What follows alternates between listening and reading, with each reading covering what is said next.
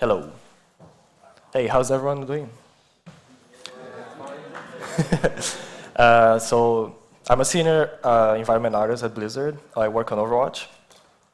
And today I want to show you guys my process of how I take a map from blockout to finish the whole process. And I'm going to try to focus on what I was thinking when I was doing that stuff. I think that's because we, as artists, like sometimes we hit like roadblocks. It's not an always like clear path.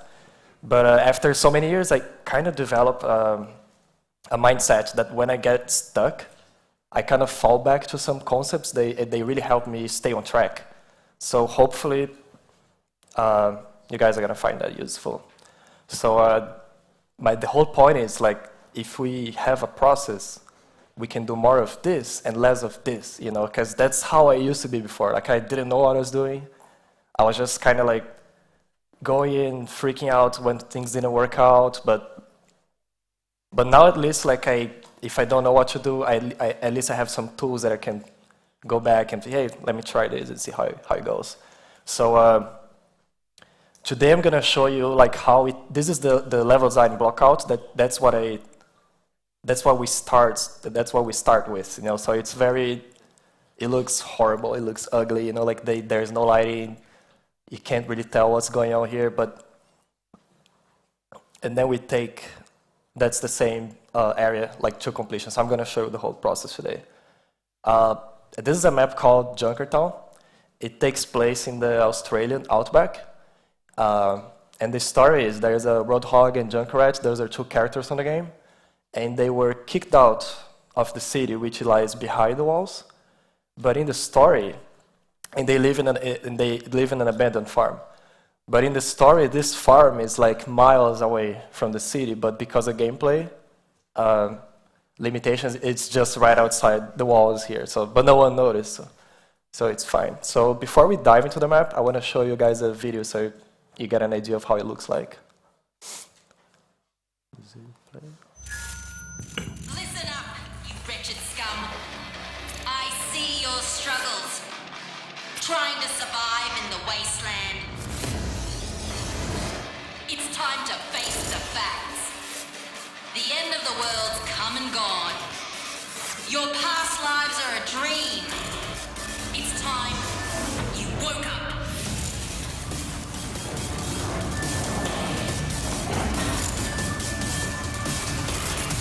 They thought they could take our land and give it to the machines.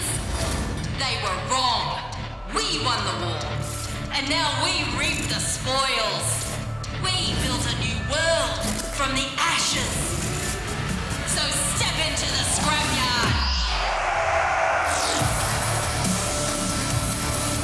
No rules, no mercy, only the strong survive.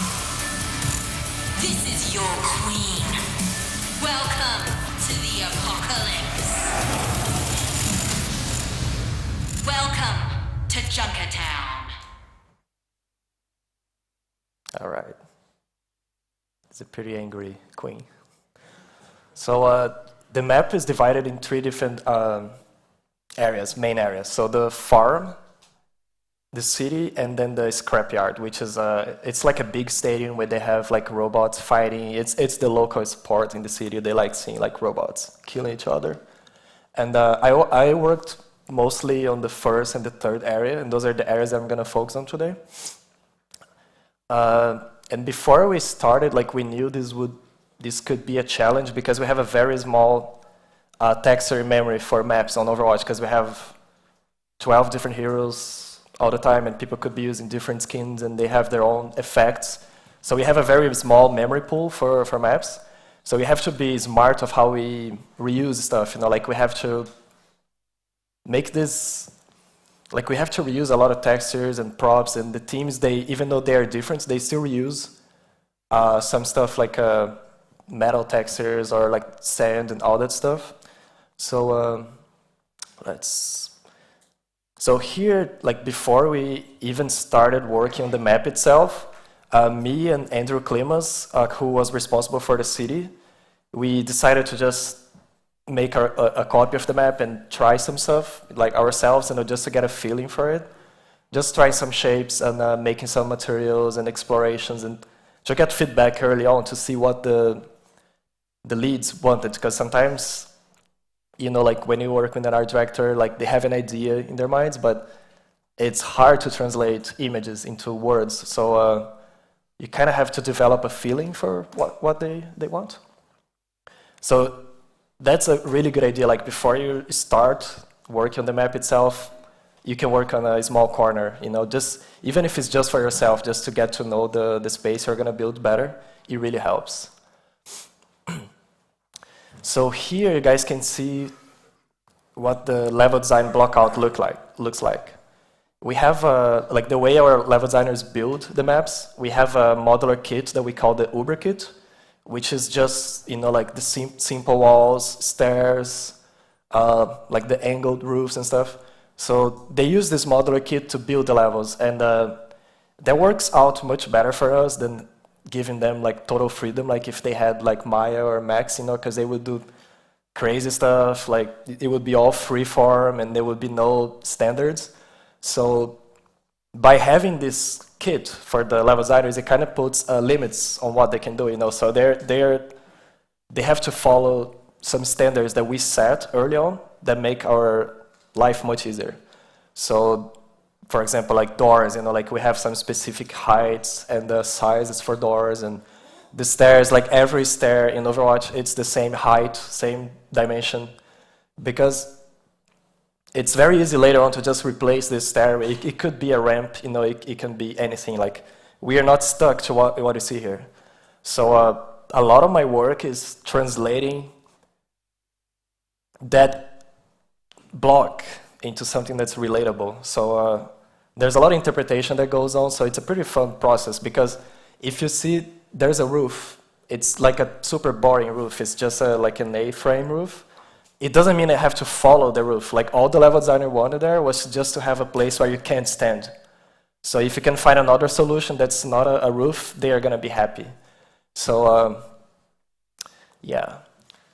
And this is the same. This is the same building, but in the final stage. So you see, like the stair. We just replace it with a ramp, and you can basically like turn into whatever you want, as long as the gameplay is still roughly the same. So this is what I had to work with, like when I started on this. On the left, you can see the level design blockout, and then we had some concepts. And like when I started this area, I wasn't too concerned about the look, because it's pretty clear, It's like rundown buildings, shacks. Like, yeah, I've seen that before. It's not too hard to imagine. So I just like here's a final screenshot that I'm gonna focus on this area now. Like I'm gonna show a time lapse of how we got to this stage here. So this is when I started, like the first thing that I did. Oops. Okay, so that's the screen. That's what I had. So the first thing I did when I got that is just setting up the lighting, because you can't really see like anything. Like it doesn't look like anything. It looks like a weird like game, like from the 90s. I don't know. It looks horrible. So the first thing, I just wanted to get some lighting there. So I set up the lighting. I didn't spend any time on this because lighting is a very iterative process. I learned this the hard way, because before I would always like try to make cool lighting like early on, and that's one of those things you can work like from start to finish. You're never gonna be 100% happy. So I would recommend like only focus on lighting at the end. Like when you have all the pieces in there, it's much easier. And also because this area takes place in the outback, it's a vast, like landscape. I wanted to get that feeling early on. Excuse me. So I started with like a simple backdrop that I just reused it from another map. It's just a plain, like a mountain that I copy paste around. It took like 5 minutes to do this because I had it before. But it really helped like early on, like when you're playing the map, just to get a sense of the space. That's what I wanted. I wanted, even on the early stage, I wanted to feel like you were in this vast landscape.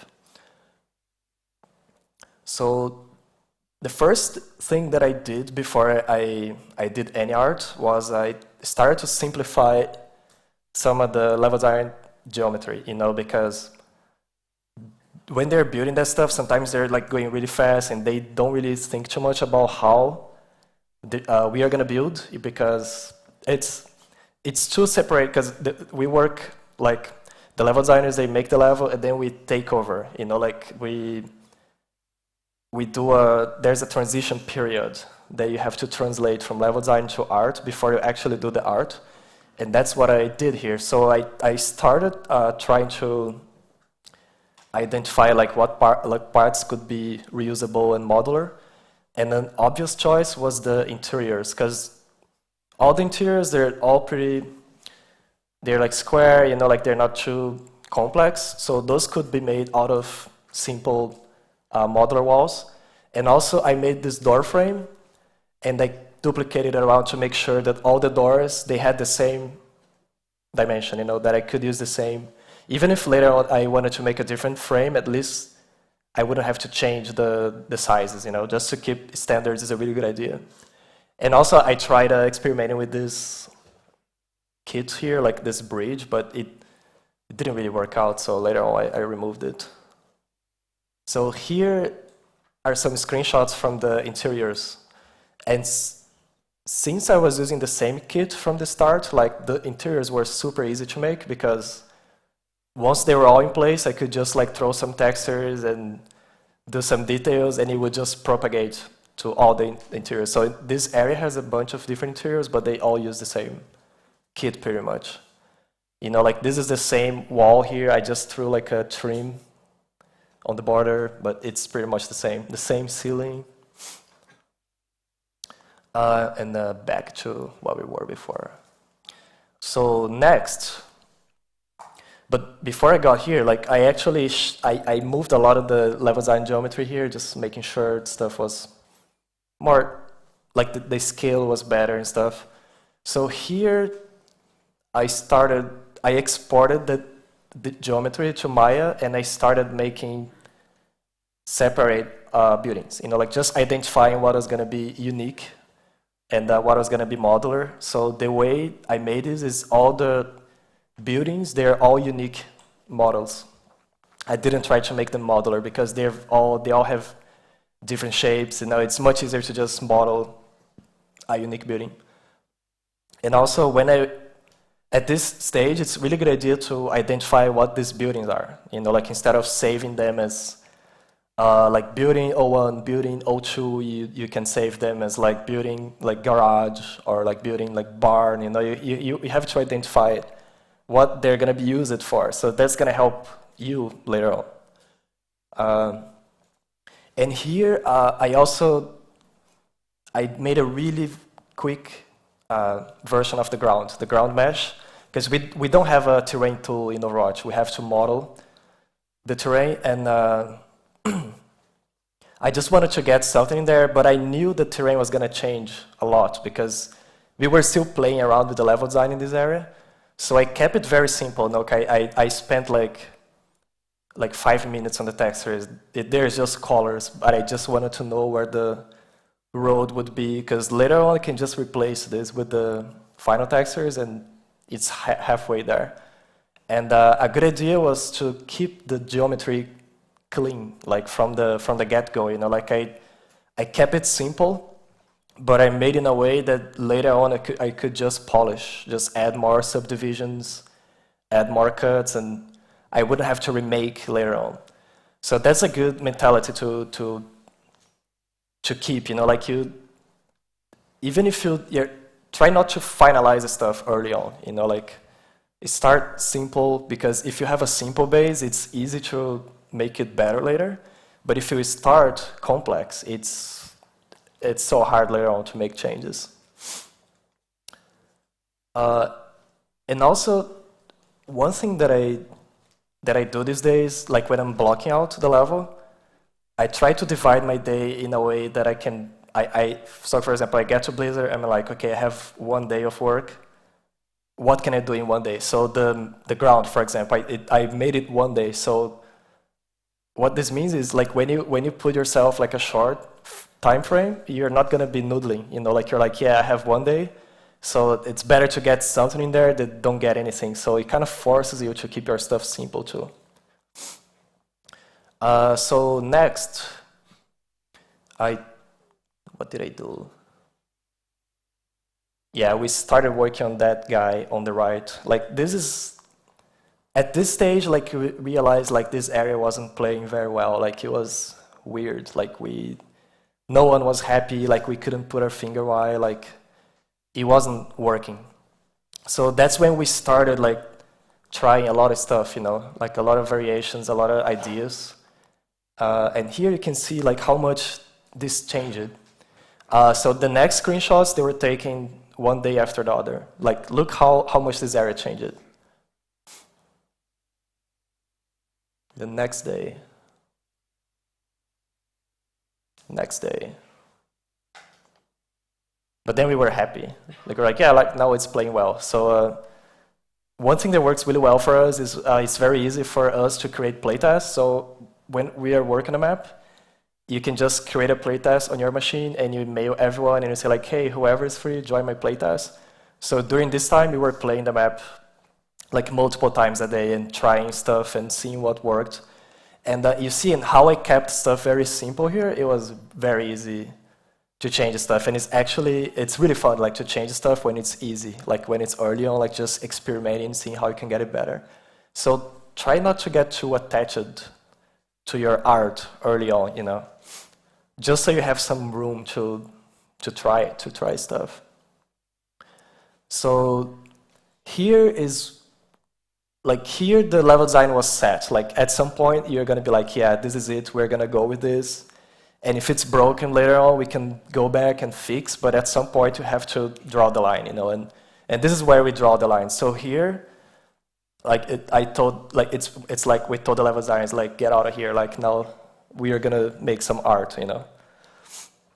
And the first things that I did here was just replace those ground textures, you know, it's the same mesh, and I just replaced those with textures from other maps. Like I took, because we have so many maps now, I just took textures from other maps and I did some color changes, and I already had a pretty good base, at least to start with.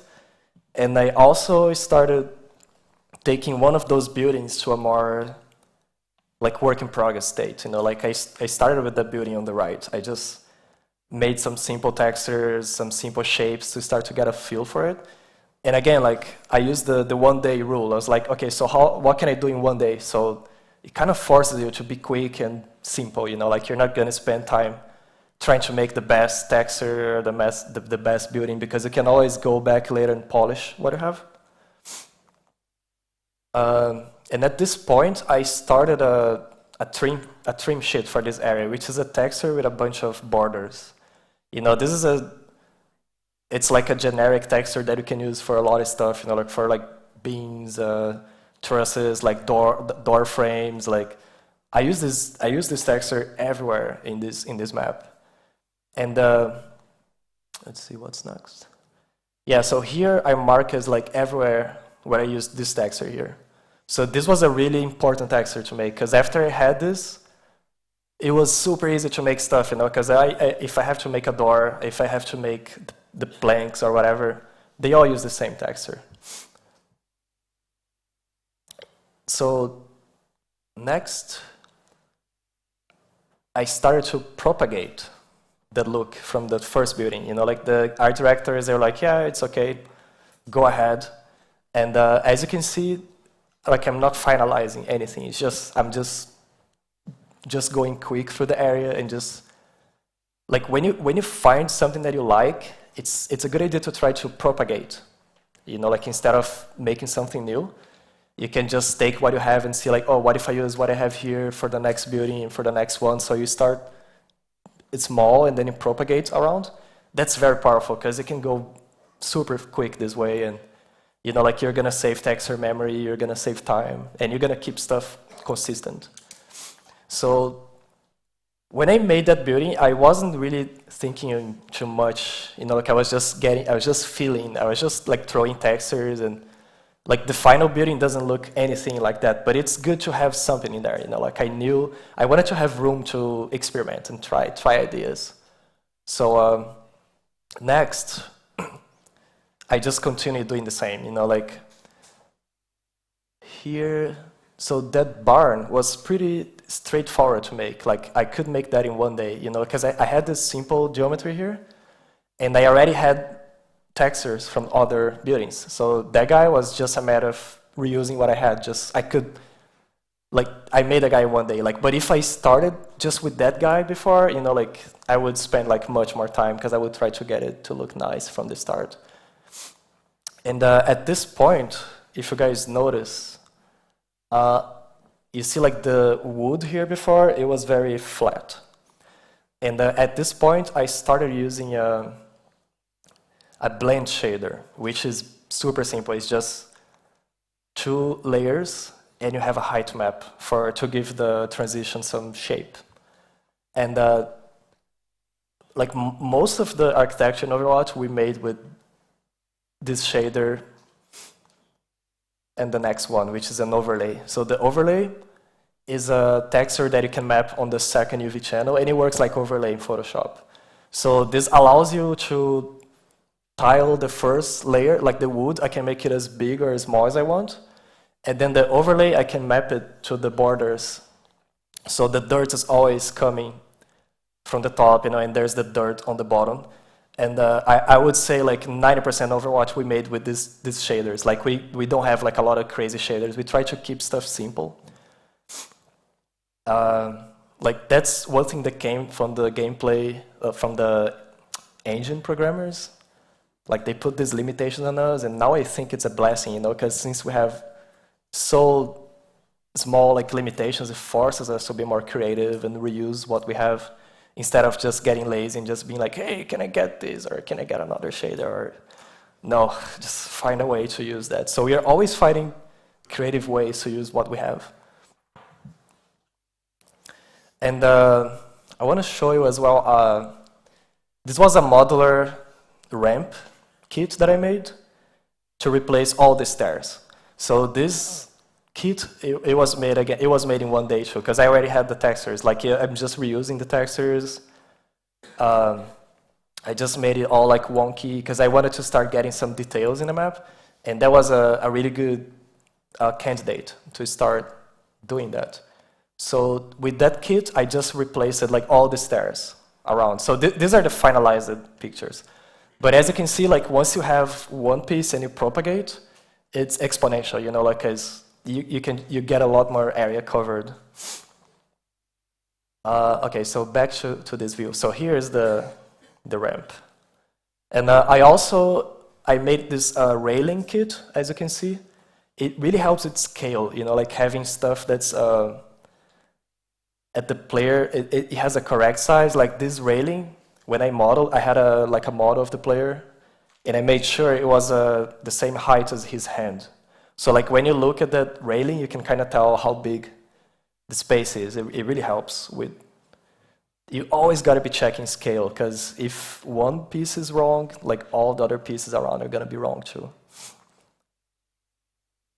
And here it was more like a matter of just like we tried like different lighting, and we started throwing more props as well. If you see here, like there's some like small chairs, so you kind of start to get a better sense of what the space is. And here I'm showing you actually, yeah, that main building. You see like this is how it looked like before, and this is how the final one looked. We were like, yeah, let's try a different shape. And also that guy on the right, he had a weird roof before. Doesn't make sense. So like we started finalizing stuff here, and we just trying to break silhouette. But if you notice, these are all the beauties in this area. Like they are unique, but they're all pretty much the same. You know, like they use the same textures, the same trims, the same shapes, same windows. So it's kind of like, you know, like when you work in a modular way, it's kind of like that, but you work in a modular way inside Maya. So here it's just a matter of finalizing, you know, like once all those pieces are in there, like from at this stage, like you don't have to worry anymore. Now you can just sit down and, hey, I'm gonna make this look cool, because, you know, like all the buildings are there, the scale is correct, so you don't have to think anymore.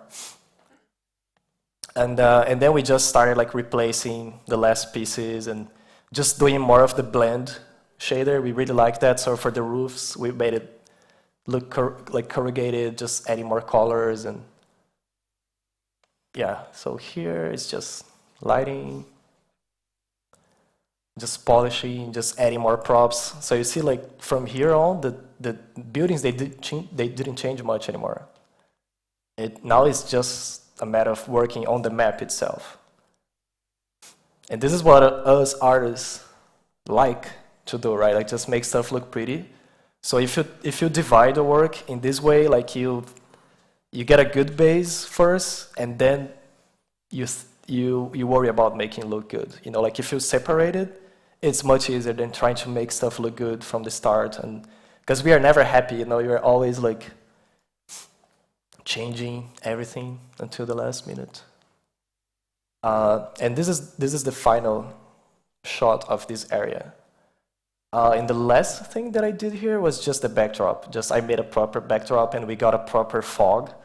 So you see how the fog really helps separate what's the gameplay area and what's non-playable area.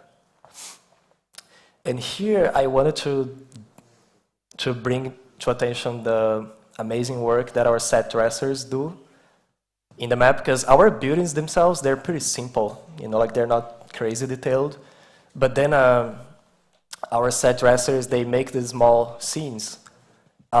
This has a lot to do with the talk yesterday from environment storytelling, you know, like how you can tell stories by the way you place props and stuff. And it helps so much with scale and just giving the map more character. But usually that's the stuff we leave for last. And here's another example. This is how this area looked like before, and this is after they did their pass. So they just sit down and they place all the props, you know, like all the small details. And we, like, in Overwatch, we try to make these maps very relatable, you know, like, you have to look at this map and you have to know what it is, like, as soon as you land your eyes. So we spend a lot of time making interesting, like, little stories with these props, like in every corner. Even some simple rooms, like sometimes you have a simple room and you throw some props and some lights and it looks good, it's good enough. And here's an example of some of the lighting work that we do, like once the area is complete. This is what this room looks like with no extra lights, just the baked lights. But then we throw some fake lights, you know, like you have to paint with lights, you know, like it's like you create gradients and you lead the eyes with lighting. And next I want to move on to the scrapyard, which is the final area in the map. And so this area was a completely different challenge than the first area, because it's a closed space, you know, like it's all interiors, it's different look, you know, like I couldn't build it the same way that I did the first area. So when I started, this is what I had to work with. Like, it's very abstract. I kind of freaked out. Like, when I saw this, I was like, oh my God, like, how do I turn this into this? Like, I had no idea. Like, I was like, yeah. So what I did is, like, how do you turn this? Like, I had no idea. So what I did is I just breathe, you know, like, calm down, don't worry, like, you got it. Like, you gotta tell yourself that stuff sometimes, you know, like, because you go down into a spiral that you start, like, questioning yourself, like, oh my God, I'm not gonna make it, you know, and then that's what happens, because whatever is on your mind, that's what's gonna happen. So I was like, okay, so here's the final picture that I'm gonna show. And I'm gonna show you how I got there. So as you can see, it's very different from that concept, but the idea is still kind of the same, you know, like the feeling is still kind of the same. So the first thing that I did here is I didn't worry about art at all. I was trying to make sense of this space, because this space doesn't make sense, you know, like when you look at this, like, what is this? You know, like it doesn't look like anything. So I spent some time just simplifying stuff. I was working with the level designer and just doing a lot of changes and trying, like, how can we make this more readable, you know, like how can we remove stuff? Like, it's always a good idea to remove stuff, because the level designer, sometimes they add a bunch of extra stuff that doesn't really need to be there. And it's gonna make your life harder, and you know, like you have to build more stuff, so the less you have, the better, because then you can make stuff look better. Yeah, so I spent a lot of time just, as you can see here on the left, just changing the flow of this area, you know, to make it play better. And that's where a lot of I recommend, like, if you're like an environment artist, like, definitely make some maps, you know, even if it's just one or two simple maps, just to get a feeling of how maps are built and how you can change stuff and make it flow better. So yeah, that's what I did first. And then I tried some chain links, but in the end, like, they didn't work out. But at this point, I still didn't know, like, what this was supposed to look like. I was still like, yeah, let's just keep going. Like, I'm gonna trust the process and hopefully something's gonna come out. So next I started like aligning some of that stuff, because you can see like stuff before was all like wonky and weird. So I just made it more straight, and I started converting some of the geometry to Maya. You know, like, I still didn't know what those walls are gonna be like, but I'm like, yeah, this is just a wall here. At least I have something in place. And I also started another trim sheet for this area, like I did for the first area, just to get a different vibe. You know, like I could reuse the one from the first area, but that one is more for like a rusted, like small farms, and I wanted something more sci-fi, more heavy. And I also made a simple tileable wall. And with those, like, I made most of this stuff here. So here I started work on the ground.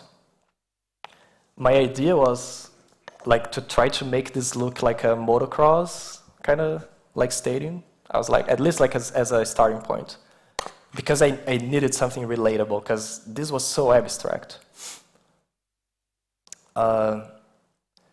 So here next, I just started just doing more work on the ground, because I figured that would be a very, very important piece for this area. And also I started making some simple buildings like that guy here on the corner, but again, like I was not worried about like how they were gonna look like. I just wanted to get something there. I was just like trusting my feeling and using the 1 day rule. I was like, okay, I have 1 day to make one building, like what can I do? And I tried a bunch of stuff, and yeah, that's good enough, like move on. So here, this still looks really bad. Like I still don't know what's going on here. Like I'm still just like, oh man, I'm just gonna replace stuff, you know, because I hate looking at the level design geometry here, because it reminds me there's still so much work to do. So I was like, yeah, just remove that, and I reused stuff from the first area just to have something there. So here, the next slide is where it clicked for me. Like, I was starting to get worried, because I was working on this and I kind of felt like, it's not going anywhere, you know, like it looks like shit. It's like, what can I do? And it was a Saturday. I was like at home. I was like, you know, like there's no one at Blizzard. I'm just gonna go there and just work on the map. I just took ownership and I worked on the map like I worked on my personal work before. You know, like I wasn't thinking. I was just like, I'm just gonna make this, and I'm just gonna try stuff and see what comes out. And this is what I was able to do, like on that Saturday. Here the map really clicked for me. Like here I was like, yeah, I kind of get it, how it's gonna look like now. And what I did was, so you see, this is still the same ground, but I added trash to the sand texture. It's still the same, like I didn't change the geo at all. I just added some trash. And now it feels like, yeah, like this feels like a place where robots are battling, you know, there's a lot of debris and like pieces. And also, like, I made a quick ceiling. It looks really bad, but it's just, I needed to have something there. Just like copy paste some stuff around. And I started like texturing those walls. And then, like, once I had that, it was kind of like, yeah, like, now I get it. You know, like, from there on, it was just, it was the same idea as I said before as propagating. You know, like, you have one thing that you like and you just propagate. So I started making other textures just to get more variation. So I made this like wall, this container looking kind of wall. I kind of thought like, yeah, that makes sense. I don't know if it does, but. And here I replaced those pillars, you know, like how they were in the blockout. They were just like a white box. I replaced them using the trim that I made before. And that shape with the truss, the diagonal shape, I think it really, like once I had that shape, that was it. It was like, yeah, that's the kind of shape I'm going to use for this area. You know, like I'm just going to propagate that shape language to other places. And here I noticed how bad the scale was. Like if you look at the top trim, like the orange trim, it looks huge. So what I did is I just made stuff smaller on the ceiling to give a better sense of height. You know, like you can fake perspective sometimes. If you want to make like a room look bigger, you just make the ceiling smaller, like the details smaller. You know, it kind of forces that perspective. So as you can see, the lamps were huge before. Now they're pretty small, and those pin lights really helped. But from here on, it was just a matter of finalizing. You know, like I had those modular pieces here. I exported them and I made a unique one.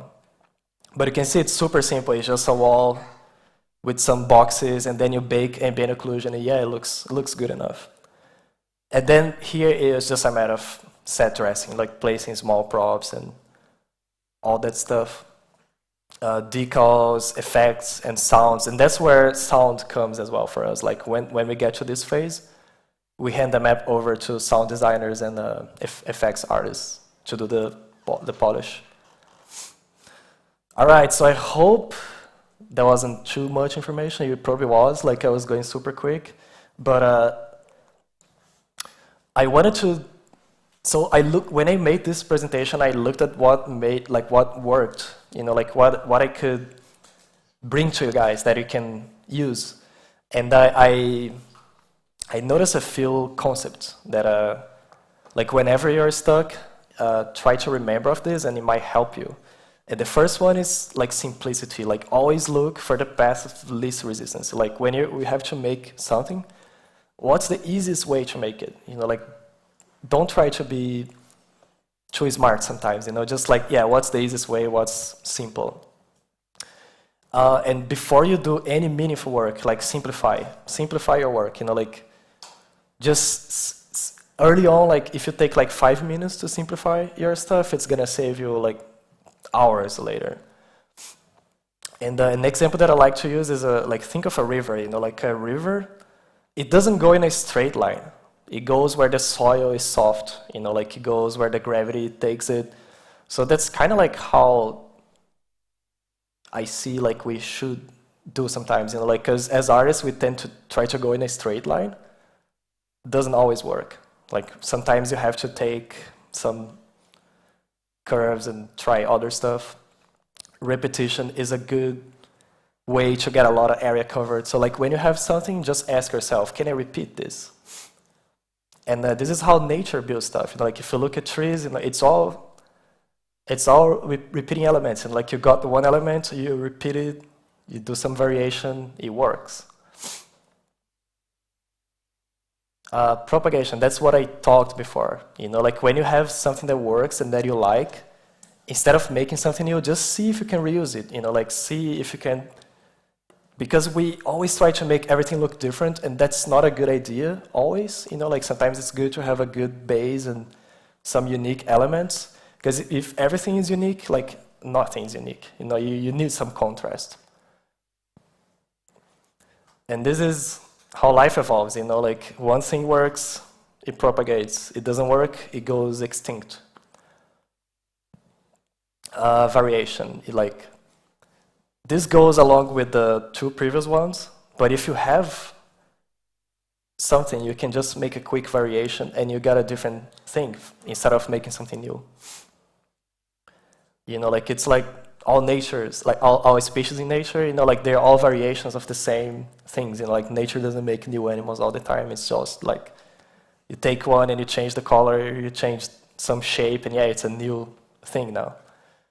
And the last one, it's like if you start something, you gotta be able to finish it, you know, yourself. So try to keep your work like self-contained. You know, like for example, like if I open the Maya file for the scrapyard, that's the unique part. You know, like all the unique parts, they are in this file. You see like the ground, those walls, the pillar. But then the modular pieces, they are in another file. You know, like the props, they're in another file. So if you open this file, all you're gonna load are the textures that are related to that file. I'm just trying to say, like, if you try to put everything in the same file, like it's gonna get heavy, you're gonna have tons of textures, it's not gonna help you. So think like a cell, like how a cell works. You know, it's a self-contained organism. Like it works, it has all the functions needed to work. This is kind of like how your files should look like, in my opinion. And that's it for now. And if you have any questions, just mail me.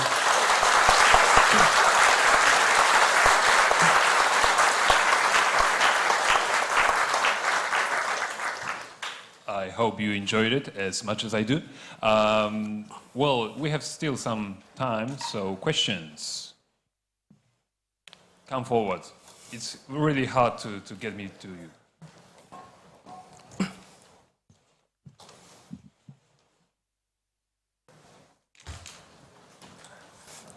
Hello. Hello.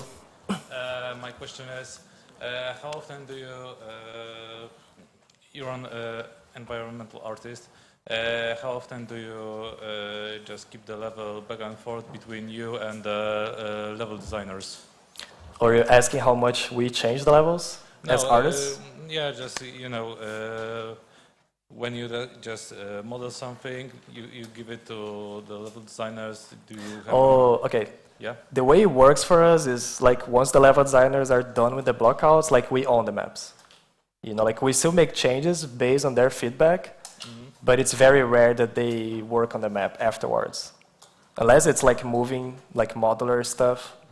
But usually we take ownership, you know, like we make sure it runs well, it plays better, and we are like a hybrid, like because we have a small environment team on Overwatch, and most of us were level designers before. We were artists. So we kind of have that expertise as well. Okay, thanks. Answer your question? No, that's all. Thanks.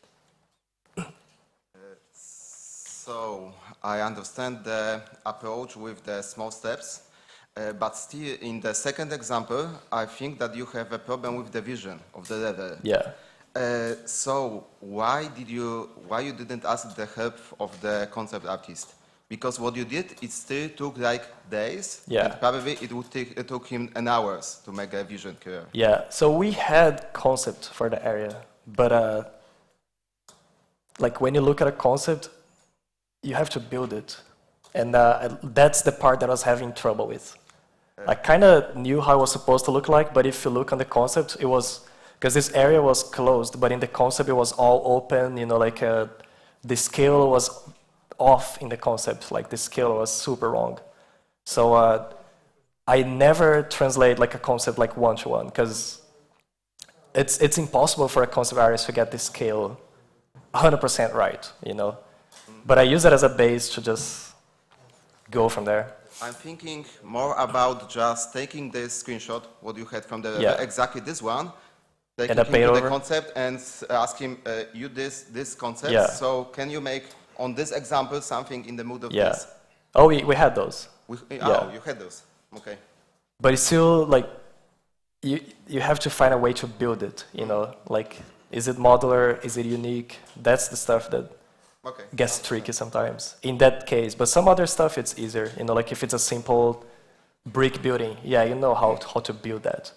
But in this case, it was a stadium. It was more abstract. It was like something that I never built before, so I had to discover like how to build it. Okay, so you felt that it's your work to do it? Yeah. Okay, I understand. Thank you very much. Cool. Okay, any other question? I think we have time for the last one.